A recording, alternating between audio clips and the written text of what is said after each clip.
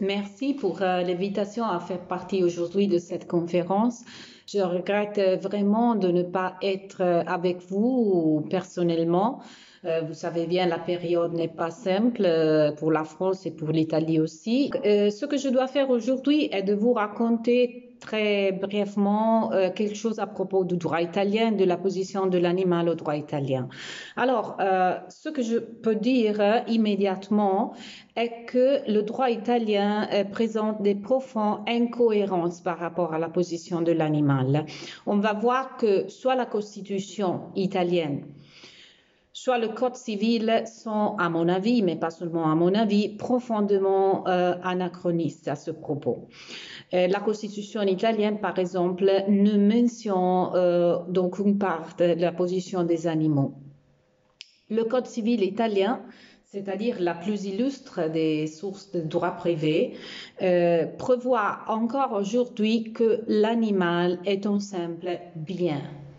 Vous savez, le Code civil italien a été approuvé en 1942 et à partir de cette année-là, rien n'a bougé dans la codification italienne. Donc, est-ce que cela est encore acceptable par rapport soit au droit européen, soit aux autres sources de droit italien, soit par rapport à ce que la jurisprudence italienne nous dit? À mon avis, non. Et je vais démontrer ça avec un peu d'exemples.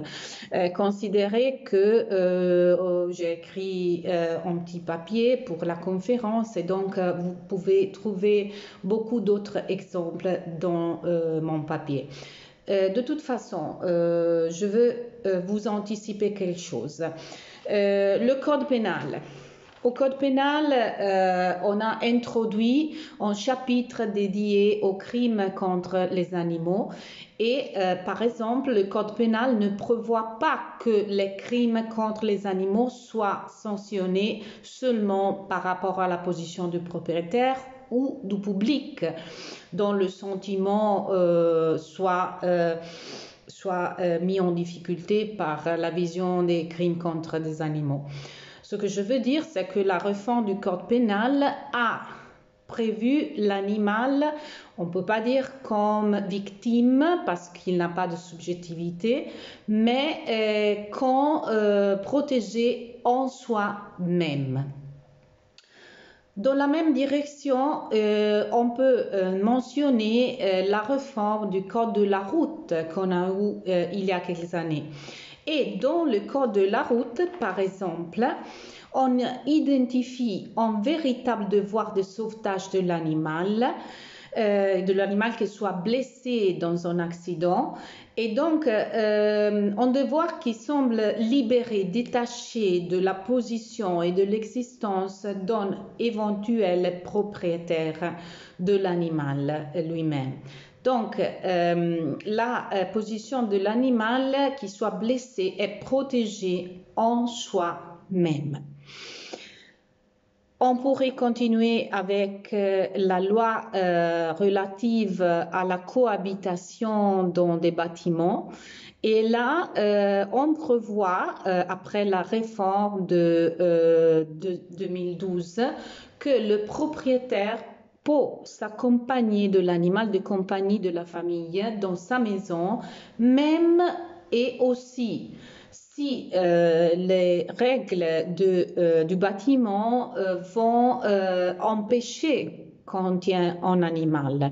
Donc, on va là protéger la relation d'affection qui se crée entre l'animal de famille et la personne. Et évidemment, quand on parle d'une relation, on ne peut pas penser à une relation entre une personne et un bien. Mais là, la loi implicitement va reconnaître, implicitement évidemment, donc pas de manière exprès, mais la loi va reconnaître l'importance de la relation d'affection et la subjectivité que cela implique. Il y a beaucoup d'autres exemples dans la loi, mais je veux seulement vous donner aussi l'exemple de ce qui se passe dans la jurisprudence. dans les litiges et par rapport à ce que les cours italiens disent presque tous les jours désormais. En premier exemple, la responsabilité pour le dommage provoqué à l'animal. Là, on voit désormais la jurisprudence reconnaître le dommage moral pour le propriétaire face à la perte de l'animal. Et la justification est identifiée dans ce cas dans la perte d'une relation d'affection. Encore une fois, on fait mention de la relation entre des sujets donc.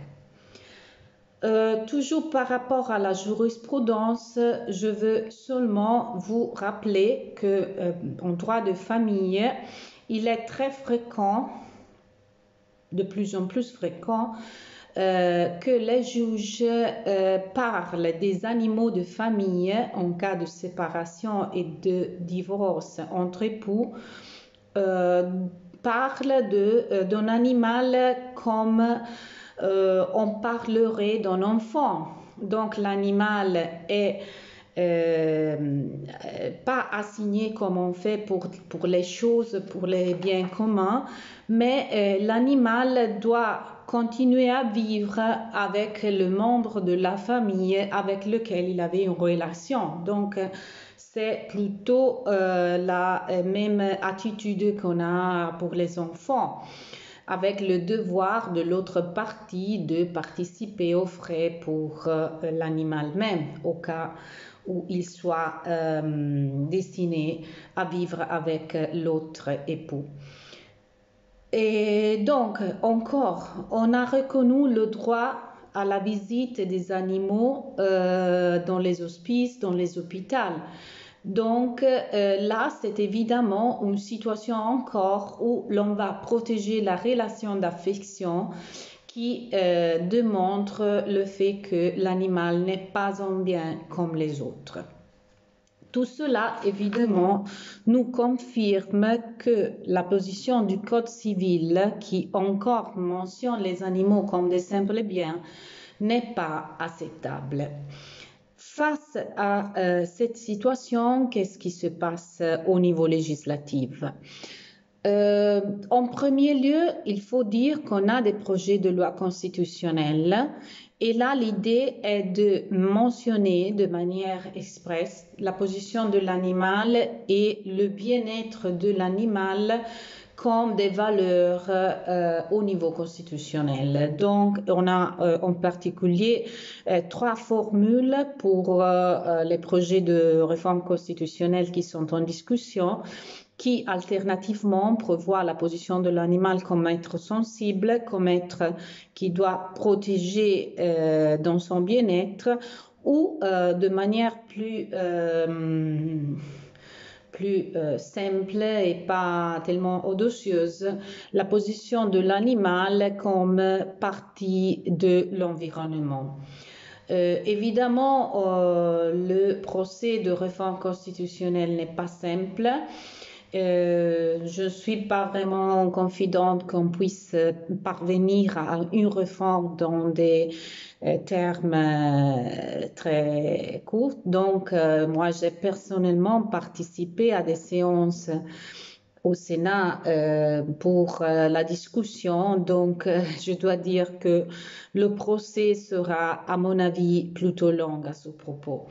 Mais il est important que on y parvient quand même, parce qu'on sait bien que la Constitution est le lieu de valeur d'une société. Et donc, la possibilité de prévoir, comme se passe dans d'autres États européens aussi, la position de l'animal comme être sensible dans la charte constitutionnelle me paraît de particulière importance.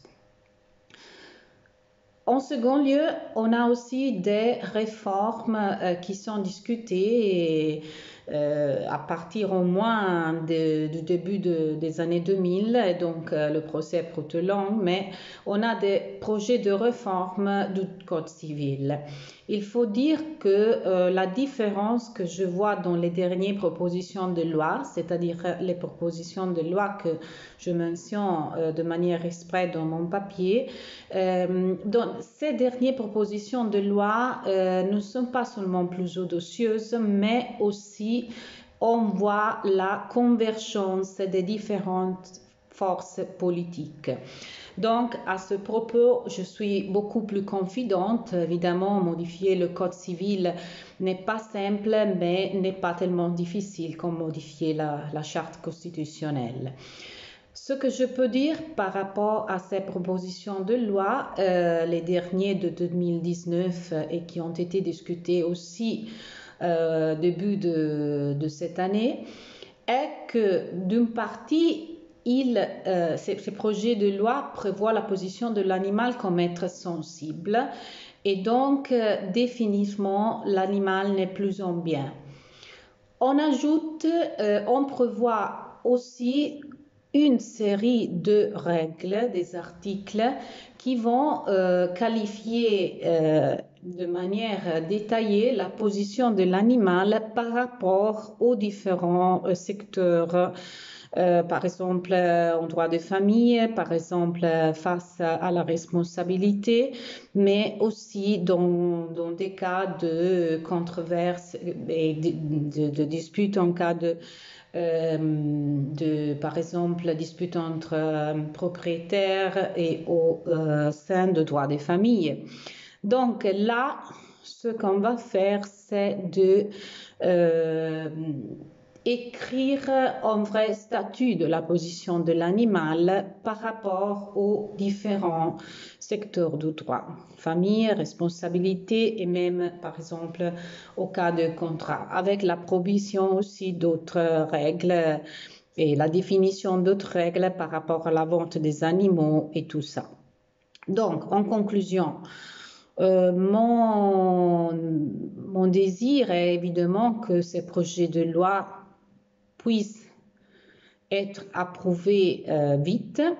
Et comme je disais, je suis très confident à ce propos parce que les dernières années voient une convergence de la volonté politique de dire quelque chose et de mettre fin à ces anachronismes que le droit italien encore présente, soit, comme je disais, par rapport au droit européen, qui à l'article 13 du traité de Lisbonne mentionne clairement l'animal comme un être sensible, mais ces projets doivent mettre fin aussi aux incohérences que, comme je disais, on souffre à l'intérieur du droit italien, soit par rapport à d'autres sources de droit italien, soit par rapport à ce que nous dit la jurisprudence. Merci à tous et au revoir.